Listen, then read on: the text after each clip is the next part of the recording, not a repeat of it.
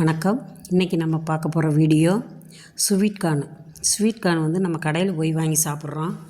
இது நம்ம masala sweet corn வந்து வீட்டிலே செஞ்சு சாப்பிட்லாம். இது வாங்க நம்ம எப்படி செய்கிறதுன்னு பார்க்கலாம். இப்போ அதுக்கு இட்லி பாத்திரத்தில் தண்ணி ஊற்றி வச்சுருக்கேன். இட்லி தட்டை மேலே வச்சு நான் வந்து ஒரு கிண்ண அளவுக்கு மக்காச்சோளம் எடுத்திருக்கேன். அதுக்கப்புறமா வேர்க்கடலை வந்து ஒரு 150 வேர்க்கடலை, பச்சை வேர்க்கடலை வச்சுருக்கேன்.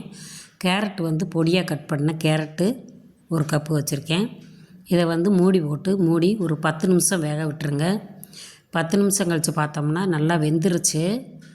இந்த அளவுக்கு வெந்தால் போதும். ரொம்ப நம்ம குழையிறது மாதிரி வேக வைக்கக்கூடாது. இந்த மாதிரி வெந்துருந்துச்சுன்னா இப்போ இதை எடுத்துடலாம். இந்த அளவுக்கு வேக வச்சு எடுத்துக்கிடுவோம். நான் வந்து உப்பு போடாமத்தே வச்சுருக்கிறேன். நம்ம தாளிக்கும் போது உப்பு போட்டுக்கரலாம்.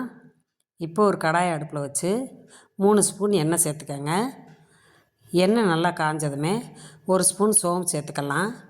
சோம்பு பொரிஞ்சோன்னே 1 கப்பு பெரிய வெங்காயம் பொடியாக கட் பண்ணியிருக்கேன். அதையும் சேர்த்து வதக்கிடுவோம். வெங்காயமும் நல்லா வதங்கணுன்ற அவசியம் இல்லை. கண்ணாடி பதத்துக்கெல்லாம் வதக்க வேண்டியதில்லை. ஓரளவுக்கு வதங்கினா போதும். அதுக்கப்புறமா பொடியாக கட் பண்ண ஒரு தக்காளி பழம் சேர்த்துக்கலாம். ஒரு கொத்து கருவேப்பிலை சேர்த்து அதையும் நல்லா வதக்கலாம். அதுவுமே வந்து ரொம்ப வதங்கணுன்ற அவசியம் இல்லை. இப்போ இதில் வந்து 1 ஸ்பூனு கரம் மசாலா, 1 ஸ்பூனு மிளகுத்தூள் சேர்த்துருக்கேன்.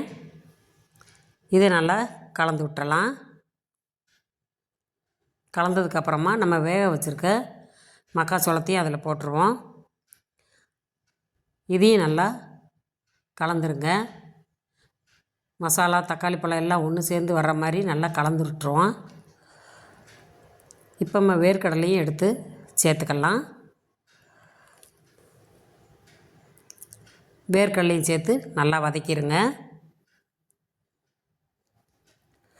இந்த மாதிரி நம்ம செஞ்சு கொடுக்கும்போது குழந்தைங்க ரொம்ப விரும்பி சாப்பிடுவாங்க. கேரட்டையும் அதில் சேர்த்து போட்டுருவோம்.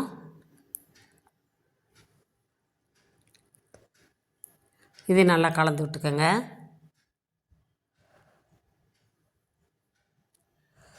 தேவையான அளவு உப்பு சேர்த்துக்கலாம். உப்பு சேர்த்து நல்லா கலந்து விட்டுருங்க. இந்த அளவுக்கு கலந்துக்கலாம். இதில் நம்ம மக்காச்சோளம், வேர்க்கடலை, கேரட்டு இதே மாதிரி எல்லாம் சேர்த்து போட்டு நம்ம செய்யும்போது சாப்பிட்றதுக்கு நல்லா டேஸ்டியாக இருக்கும்.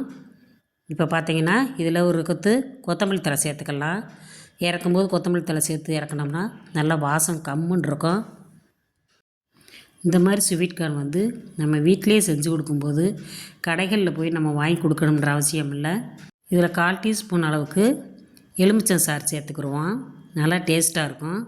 இந்த மாதிரி நம்ம வீட்டிலே செஞ்சு கொடுக்கும்போது நம்ம பிள்ளைய சாப்பிட்றது சத்துள்ள ஒரு உணவாகவும் இருக்கும், நல்லா டேஸ்டியாகவும் இருக்கும். இது மாதிரி நீங்களும் செஞ்சு பாருங்கள். இந்த வீடியோ உங்களுக்கு பிடிச்சிருந்துச்சின்னா இதே மாதிரி நீங்களும் உங்கள் வீட்டில் செஞ்சு பாருங்கள். செஞ்சு பார்த்துட்டு அமிர்தம் அம்மாள் சமையலுக்கு ஒரு லைக் போடுங்க, கமெண்ட்ஸ் பண்ணுங்கள், உங்கள் ஃப்ரெண்ட்ஸுகளுக்கெல்லாம் ஷேர் பண்ணி விடுங்க. அப்படியே நம்ம வீடியோக்கு ஒரு சப்ஸ்கிரைப் பண்ணிடுங்க. லைக் பண்ண மறந்துடாதீங்க. தேங்க்யூ.